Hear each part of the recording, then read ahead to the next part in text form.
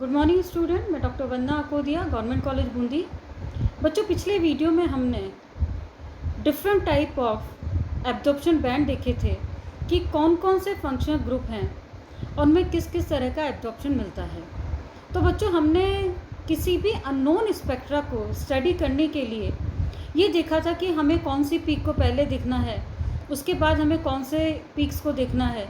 यानी कि हमें पहले कार्बोनिल ग्रुप की पीक देखेंगे, उसके बाद में यदि कार्बोनिल के एब्सेंट है तो उसके बाद में हम कौन कौन सी पीक्स देखेंगे। जैसे फिर हमें OH की पीक देखनी है, फिर NH के लिए हम एब्जॉर्प्शन देखते हैं कि हमें उस रेंज के अंदर हमें एब्जॉर्प्शन बैंड नज़र आ रहा है या नहीं। इन सब के बारे में हमने लास्ट वीडियो में पढ़ा था। बच्चों, वो हमने एक शॉर्ट आइडिया लिया था कि कोई भी अननोन स्पेक्ट्रा है, यदि हमें स्टडी करना है तो हमें किस प्रकार से उसको देखना है और कैसे कैसे हम उसको आइडेंटिफाई कर पाएंगे कि जो हमारा अननोन कंपाउंड है उसका जो फंक्शनल ग्रुप है वो क्या है।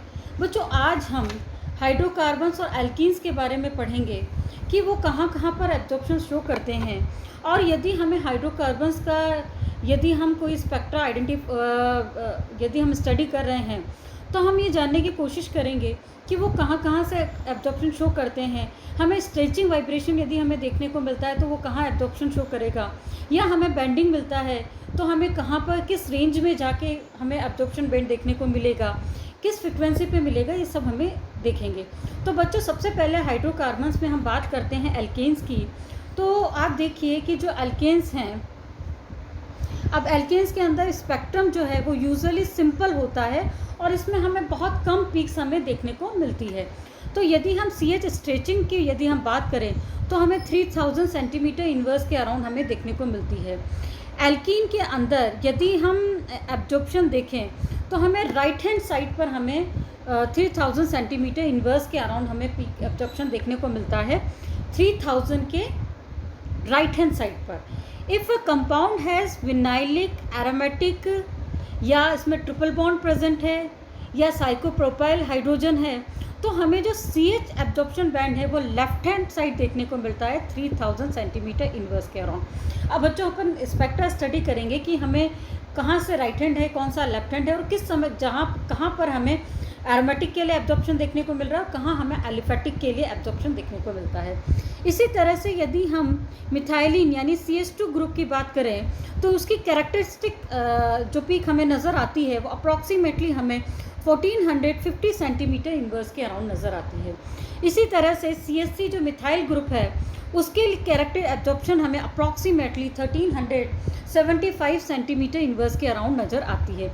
और यदि हम CC स्ट्रेचिंग जो है वो जनरली हमें इतनी स्ट्रॉन्गली उसका एब्जॉर्प्शन हमें नज़र नहीं आता है, लेकिन यदि हम हाइड्रोकार्बन में यदि हम अल्केन के स्पेक्ट्रा को यदि स्टडी करेंगे तो सबसे पहले हम ये देखेंगे कि उसमें कोई अनसेचुरेशन तो नहीं है, डबल बॉन्ड इस तरह या ट्रिपल बॉन्ड उसमें प्रेजेंट तो नहीं है, सबसे पहले उसे देखेंगे। साथ ही हम उसमें मिथिलीन ग्रुप की, उस मिथाइल ग्रुप की जो पीक हमें मिल रही है 1450 और 1375 इन्वर्स के अराउंड, हम उसकी स्टडी करेंगे। अब यहाँ पर बच्चों मैंने कुछ स्पेक्ट्रास लिए हैं, आप इनको देखिए कि फर्स्ट हमने जो स्पेक्ट्रा लिया है वो किसका है बच्चों, वो स्पेक्ट्रा है आपका डेकेन का, यानी कि इसमें 10 कार्बन एटम है। तो आप यहाँ पर देखिए कि ये 3000 है, 3000 कहाँ पर है, ये रहा 3000 यहाँ पर।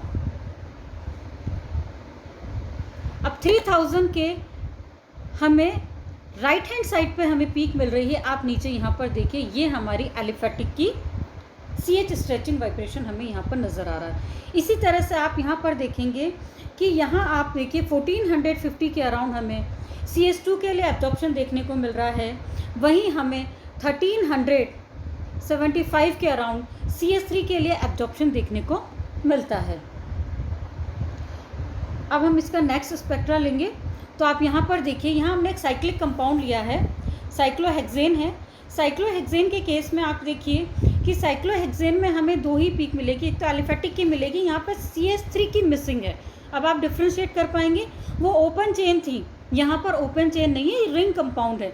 रिंग कंपाउंड होने से यहाँ पर CH3 की मिसिंग है, तो हमें यहाँ पर CH2 का एब्जॉर्प्शन बैंड नज़र आ रहा है, वो देखिए आप, ये है ये आपका CH2 का एब्जॉर्प्शन है, और यहाँ पर CH एलिफेटिक के लिए हमें एब्जॉर्प्शन 3000 सेंटीमीटर इनवर्स के अराउंड राइट हैंड साइड पर हमें एब्जॉर्प्शन देखने को मिलता है। अब नेक्स्ट है बच्चों हमारा एल्कीन्स।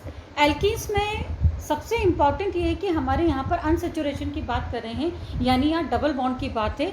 तो जो CH स्ट्रेचिंग है, CH स्ट्रेचिंग, CH स्ट्रेचिंग, हम इस स्ट्रेचिंग वाइब्रेशन की बात कर रहे हैं। तो जो CH स्ट्रेचिंग है वो CH स्ट्रेचिंग हमें 3000 सेंटीमीटर इनवर्स के लेफ्ट हैंड साइड पर मिलती है। और यदि हम CH out of plane bending vibration की बात करें तो हमें 1000 से 650 सेंटीमीटर इनवर्स के अराउंड देखने को मिलता है।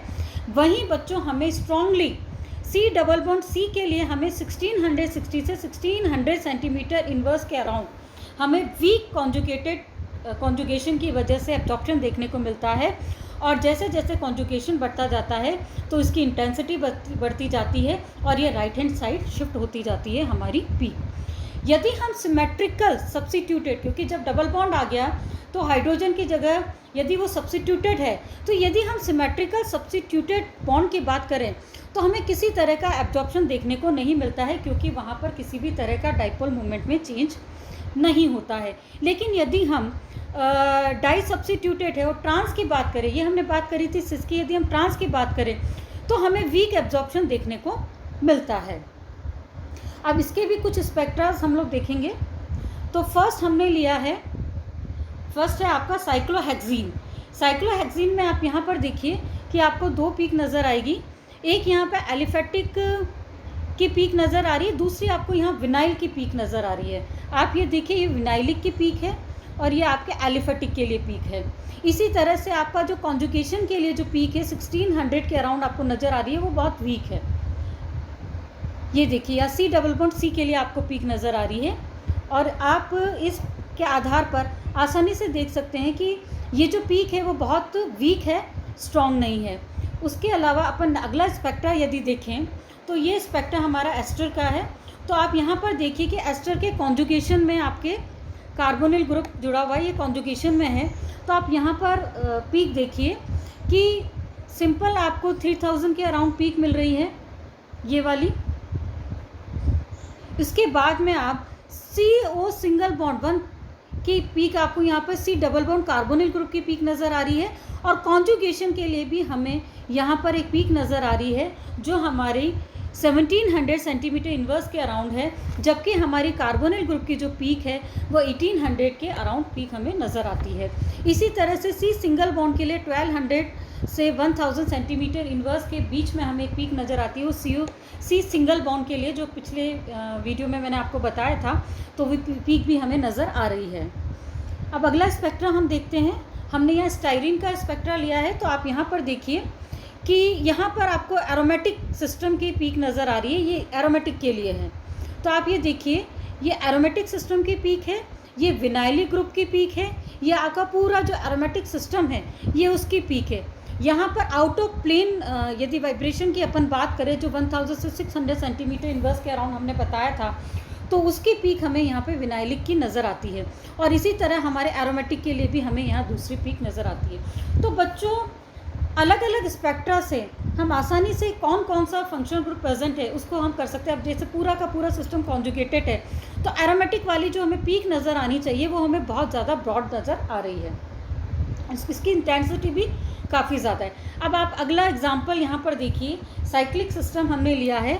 तो इसके अंदर आप ये देखिए कि विनाइलिक ग्रुप की हमें ये पीक नज़र आ रही है, और साथ ही हमारे एलिफेटिक सिस्टम की भी पीक है। ये आप देखिए, ये विनाइलिक ग्रुप की पीक है और ये आपके एलिफेटिक सिस्टम की है। CH2 की पीक हमें यहाँ पे 1450 के अराउंड हमें पीक नज़र आ रही है, जबकि हमें आउट ऑफ प्लेन जो विनाइलिक ग्रुप का जो हमें है उसके लिए भी हमें एब्जॉर्प्शन 1000 के अराउंड देखने को मिलता है।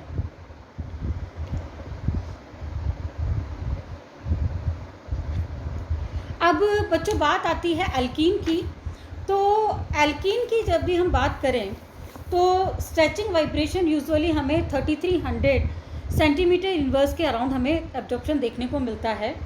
और यदि हम 2150 सेंटीमीटर इनवर्स के अराउंड हमें कॉन्जुगेटेड की वजह से ये राइट हैंड साइड पे मूव हो जाती है। और यदि हम इसमें भी सिमेट्रिकल और एसिमेट्रिकल की बात करें कि यदि सिमेट्रिकल सिस्टम है तो वहाँ पर डायपोल मूवमेंट में चेंज नहीं होगा और हमें एब्जॉर्प्शन वीक मिलेगा या बहुत कम देखने को मिलेगा। लेकिन यदि वो ट्रांस होगा तो हमें वहाँ पर एब्जॉर्प्शन देखने को मिल जाता है। यदि हम नीचे हमने जो स्पेक्ट्रा दिया गया है वो प्रोपाइलिन अल्कोहल का है, तो आप यहाँ पर देखेंगे कि अल्कोहल ग्रुप की हमें बहुत ब्रॉड पीक नज़र आ रही है। आप ये देखिए अल्कोहल ग्रुप की हमें बहुत ब्रॉड पीक नज़र आ रही है, वहीं हमें शार्प पीक जो है इसकी नज़र आ रही है आपके। अब एलिफेटिक ग्रुप की पीक देखिए 3000 के अराउंड हमें यहाँ पर नज़र आ रही है। इसी तरह यहाँ पर डबल बॉन्ड के लिए हमें ट्रिपल बॉन्ड की पीक नज़र आ रही है, जो हमने ऊपर डिस्कस किया था 2150 सेंटीमीटर इनवर्स के अराउंड भी हमें ये पीक हमें देखने को मिलती है। इसी तरह CO सिंगल बॉन्ड की पीक भी हमें यहाँ पर नज़र आती है। तो बच्चों ये तो हमने बात करी थी कि कैसे हमें वेरिएशन देखने को मिल रहा है।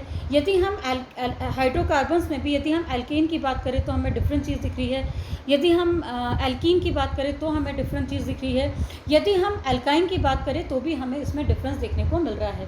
बच्चों अब यदि हम डिस्कस करें कि हमें जो स्ट्रेचिंग वाइब्रेशंस हैं उनमें इतना वेरिएशन किस वजह से मिल रहा है, तो बहुत सारे ऐसे फैक्टर्स हैं जो अब डायपोल मूवमेंट में चेंज हो रहा है या उसकी फ्रिक्वेंसी को या वाइब्रेशंस को बहुत ज़्यादा प्रभावित करते हैं। तो कौन कौन से कैरेक्टर्स हैं जो कि इसको प्रभावित करते हैं? तो बच्चों फर्स्ट ये है कि इसमें हाइब्रिडाइजेशन का बहुत ज़्यादा इफेक्ट होता है, यानी कि जितना ज़्यादा एस कैरेक्टर होगा उतना ज़्यादा हमें हम ये बोलेंगे हायर फ्रिक्वेंसी पे हमें एब्जॉर्प्शन देखने को मिलता है। तो यदि हम सिंपल से हाइब्रिडाइजेशन देखें तो एसिटिलीन के अंदर आप ये देखिए कि sp हाइब्रिडाइजेशन है, इसमें एल्कीन में हमें sp2 हाइब्रिडाइजेशन मिलता है। वहीं एल्केन की बात करें तो वहाँ सिंपल sp3 हाइब्रिडाइजेशन मिलता है। यदि हम s कैरेक्टर की बात करें तो सबसे ज़्यादा s कैरेक्टर जो हमें देखने को मिलता है वो हमें मिलता है sp हाइब्रिडाइजेशन के अंदर, और वहीं हमें सबसे ज़्यादा एब्जॉर्प्शन देखने को मिलता है 3300 सेंटीमीटर इनवर्स के अराउंड देखने को मिलता है। वहीं CH स्ट्रेचिंग में यदि अपन डबल बॉन्ड की बात करें वहाँ sp2 हाइब्रिडाइजेशन है, वहाँ पर sp से कंपैरेटिवली s कैरेक्टर कम होता है। तो वहाँ यदि हम एब्जॉर्प्शन की बात करें तो 3100 सेंटीमीटर इनवर्स के अराउंड हमें एब्जॉर्प्शन देखने को मिलता है। वहीं यदि sp3 जहाँ पर सिर्फ 25% एस कैरेक्टर होता है तो वो बहुत ज़्यादा ही लो फ्रिक्वेंसी पे एब्जॉर्प्शन शो करता है, वो है 2900 सेंटीमीटर इनवर्स के अराउंड हमें एब्जॉर्प्शन देखने को मिलता है। तो बच्चों ये तो इफेक्ट हुआ कि कैसे कैसे एस कैरेक्टर बनने पर या हाइब्रिडाइजेशन का हमारे को इस यहाँ पर अंतर देखने को मिल रहा है। इसी तरह से यदि हम फर्दर बात करें तो आप यहाँ पर देखिए कि यदि हम एसिटिलाइन की बात करें तो आप यहाँ देखिए कि sp3 के लिए हमें 3300 सेंटीमीटर के अराउंड मिल रही है। वहीं 31 के केस में हम देखें तो हमें विनाइलिक, एरोमेटिक और साइक्लोप्रोपाइल इन सब का जो एब्जॉर्प्शन है हमें 3100 सेंटीमीटर इनवर्स के अराउंड मिल रहा है। यानी कि हमें ये ध्यान रखना पड़ेगा कि 3100 सेंटीमीटर इनवर्स के अराउंड यदि हमें एब्जॉर्प्शन देखने को मिलता है तो वो विनाइलिक ग्रुप भी हो सकता है, वो एरोमेटिक सिस्टम भी हो सकता है, वो साइक्लोप्रोपाइल ग्रुप भी हो सकता है। यदि हमें सिंपल एलिफेटिक की बात करें जहाँ पे हमें sp3 हाइब्रिडाइजेशन देखने को मिलता है, वहाँ पे हमें 3000 सेंटीमीटर इनवर्स के अराउंड एब्जॉर्प्शन देखने को मिलता है। वहीं यदि हम CH स्ट्रेचिंग की बात करें एल्डिहाइड ग्रुप की, जो कल भी मैंने जब आपको वीडियो में बताया था तो मैंने आपको स्पेसिफाई किया था कि यदि हम एल्डिहाइड CH ग्रुप की बात करेंगे तो वहाँ पर हमारे को जो डाइपोल मूवमेंट में चेंज भी देखने को मिलता है, और यहाँ पर हमें बहुत लोअर फ्रिक्वेंसी पे हमें CH स्ट्रेचिंग वाइब्रेशन देखने को मिलता है। वो हमारा होता है 2850 से 2750 सेंटीमीटर इनवर्स के अराउंड हमें एब्जॉर्प्शन देखने को मिलता है। इसी तरह से बच्चों यदि हम मिथिलीन और मिथाइन की बात करें तो sp2 hybridization hybridized CH stretching vibration for methyl, methylene and methene are given in table. The CH tertiary, यदि हम टर्शरी की बात करें तो आप यहाँ पे थोड़ा सा डिफरेंस देखिएगा। मैं टर्शरी से क्यों स्टार्ट कर रही हूँ। यदि हम टर्शरी के लिए CH स्ट्रेचिंग वाइब्रेशन देखें तो आप ये देखेंगे कि वो 2890 सेंटीमीटर इनवर्स के अराउंड हमें बहुत वीक एब्जॉर्प्शन देखने को मिल रहा है, बहुत ही ज़्यादा वीक एब्जॉर्प्शन देखने को मिलता है। जबकि मिथाइलिन के केस में आप देखिए कि हमें डबल पीक देखने को मिल रही है और वो हमें 2926 से 2853 सेंटीमीटर इनवर्स यानी बाइफर्केट हो जाती है।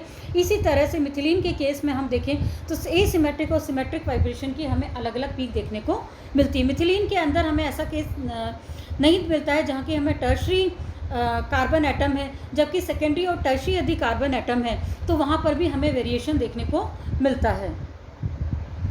यदि हम इनकी पीक्स को देखें तो बच्चों यहाँ पर आप डायग्राम से इसको बहुत अच्छे से समझ पाएंगे।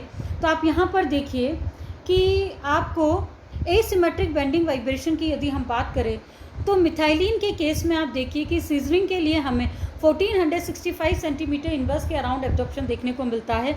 वहीं हम मिथाइल के केस में आप देखिए कि हमें एक तो 1450 सेंटीमीटर इनवर्स, दूसरा हमें 1375 सेंटीमीटर इनवर्स के अराउंड एब्जॉर्प्शन देखने को मिलता है।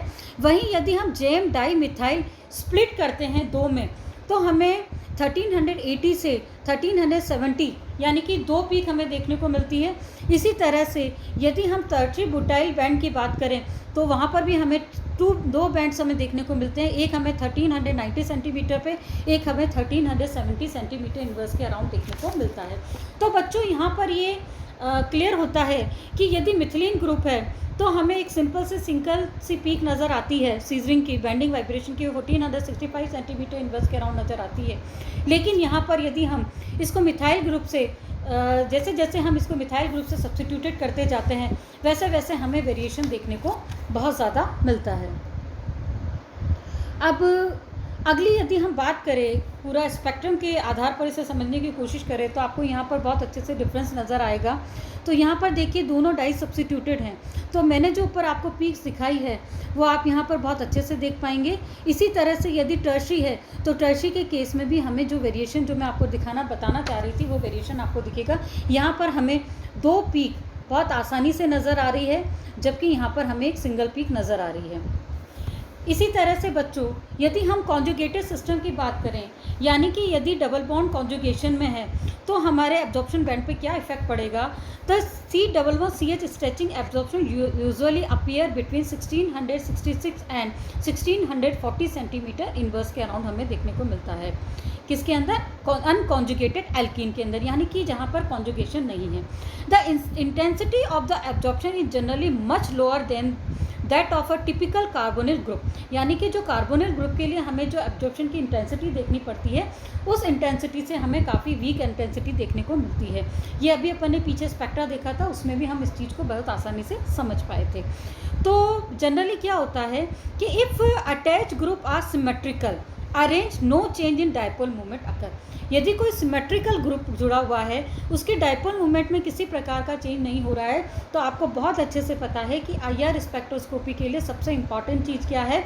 सबसे इम्पॉर्टेंट चीज़ है IR स्पेक्ट्रोस्कोपी के लिए कि उसमें डायपोल मूवमेंट में चेंज होना चाहिए।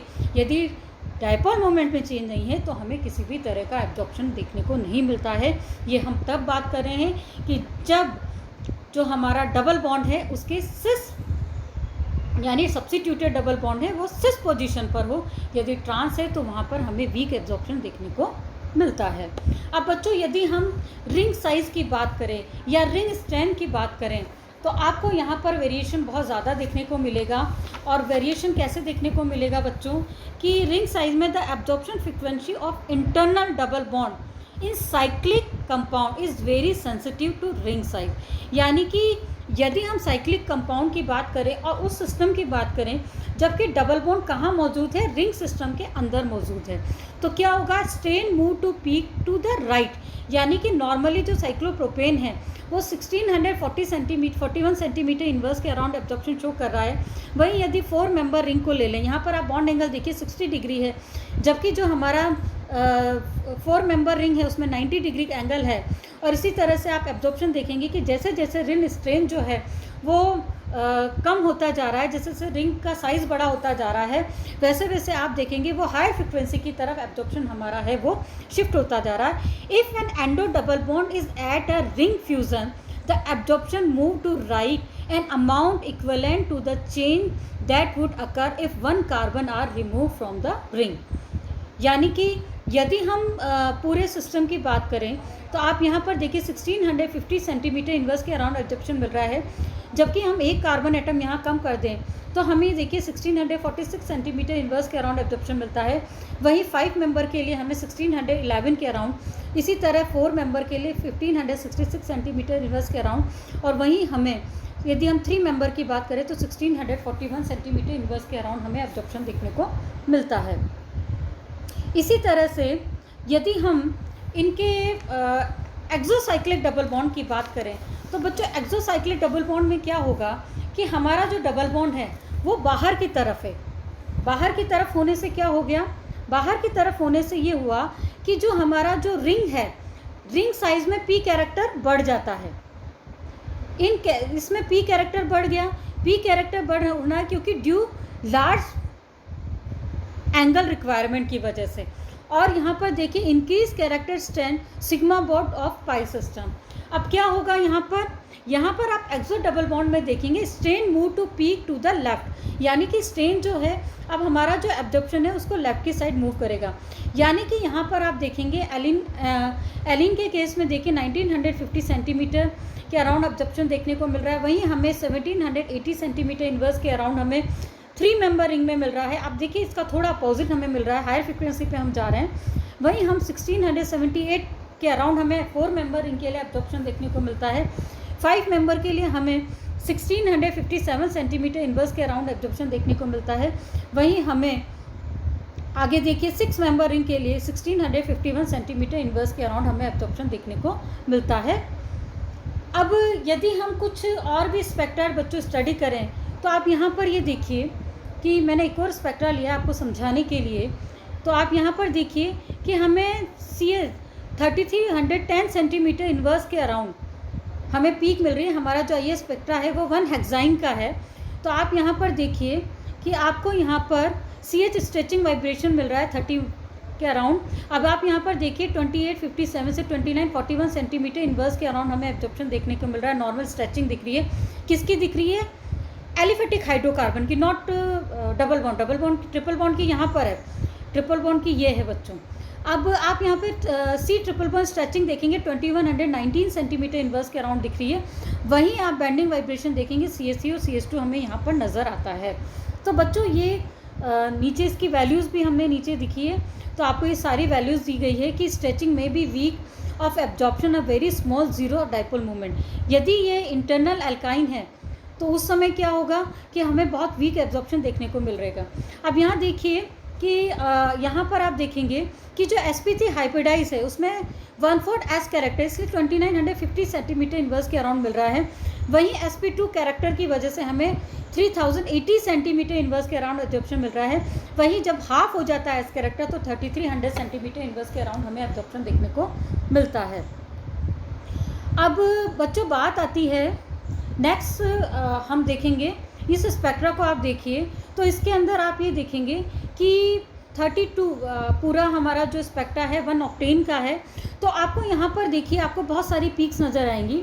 तो फर्स्ट आप यहाँ पर देखिए CH है 3080 सेंटीमीटर इन्वर्स के अराउंड हमें नज़र आ रही है। इसी तरह से आप यहाँ पर देखिए 1820 जो C डबल बॉन्ड C के लिए हमें जो एब्जॉर्प्शन देखने को मिलता है, C डबल बॉन्ड C के लिए वो हमें नज़र आ रहा है। इसी तरह से आप यहाँ पर देखिए 1995 और 915 सेंटीमीटर इन्वर्स के अराउंड हमें बैंडिंग वाइब्रेशन की पीक्स नज़र आ रही हैं। तो बच्चों ये सारी पीक्स हैं, एब्जॉर्प्शन बैंड्स हैं, जो आप जब भी कोई स्पेक्ट्रा देखते हैं, एल्कीन हो या अल्काइन हो, तो आप इन सब स्पेक्ट्रास को देखेंगे। तो बच्चों आज हमने हाइड्रोकार्बन्स की बात करी है। हाइड्रोकार्बन में हमने एल्कीन को पढ़ा है, अल्काइन को पढ़ा है और एल्केन को पढ़ा है, और साथ ही हमने कौन कौन से फैक्टर्स जो अफेक्ट करते हैं इनकी वाइब्रेशन फ्रिक्वेंसी को, इनके बारे में पढ़ा है। अगले वीडियो में हम एरोमेटिक सिस्टम की बात करेंगे और साथ ही हम अल्कोहल फिनोल को भी उसको भी डिस्कस करेंगे। धन्यवाद।